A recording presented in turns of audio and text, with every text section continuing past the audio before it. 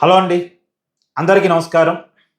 అత్యంత భయంకరమైన సంఘటన, బాధాకరమైన సంఘటన 2026 సంవత్సరం స్టార్ట్ అయిన తర్వాత అతిపెద్ద ప్రమాదంగా కూడా చెప్పుకోవాల్సిన సంఘటన.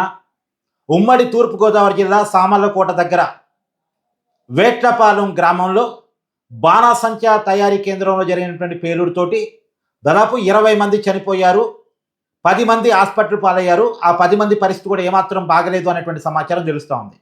ఈ వీడియో చేస్తున్న సమయానికి 20 మంది చనిపోయినట్టుగా మనకు అందుతున్న సమాచారం. ఇప్పటికే ఆంధ్రప్రదేశ్ ముఖ్యమంత్రి చంద్రబాబు నాయుడు గారు సంఘటనా స్థలానికి చేరుకున్నారు.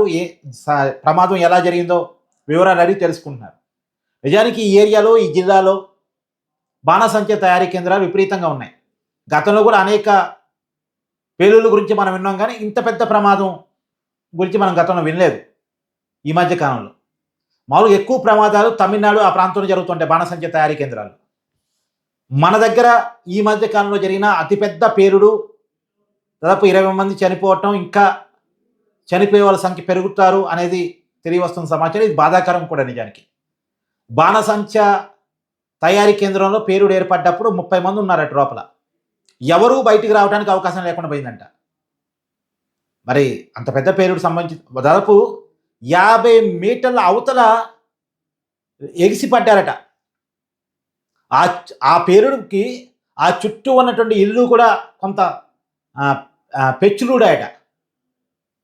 అక్కడ భూకంపం వచ్చిందనే ఒకసారి ఊహించండి. బాణాసంచా తయారీ కేంద్రంలో పేరంటే మామూలుగా మన ఇళ్ళలో కొన్ని బాణాసంచా కాల్చినప్పుడు ఆ శబ్దం మనం వినలేం. అలాంటిది ఏకంగా బాణాసంచా తయారీ కేంద్రంలో పేలుడు జరిగింది అంటే ఆ శబ్దం ఎలా ఉంటుంది, ఆ మంట ఎలా వస్తుంది, ఆ పొగ ఎలా, ఒకసారి ఊహించండి ఎంత భయంకరంగా ఉంటుందో. అక్కడ ఉండే ఎవరికి బతికే అవకాశం ఉండదు జనరల్గా. ఇప్పుడు ఈ 30 మంది మొత్తం చనిపోతారా అనేది నేను చెప్పలేను, కానీ చాలా భయంకరమైన, దారుణమైన సంఘటన. మామూలుగా లైసెన్స్డ్ బాణాసంచా కేంద్రాలే ఈ చుట్టుపక్కల ప్రాంతంలో 50కి పైగా ఉన్నాయంట ఈ ఉమ్మడి జిల్లా పరిధిలో.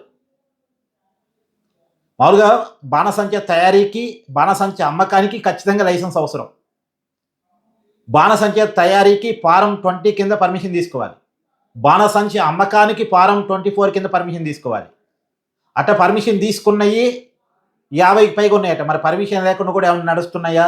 ఇప్పుడు ఈ పర్టికులర్ ప్రమాదం జరిగినటువంటి బాణాసంచా తయారీ దానికి పర్మిషన్ ఉందా లేదా రాబోయే కాలం మనం చూడాలి.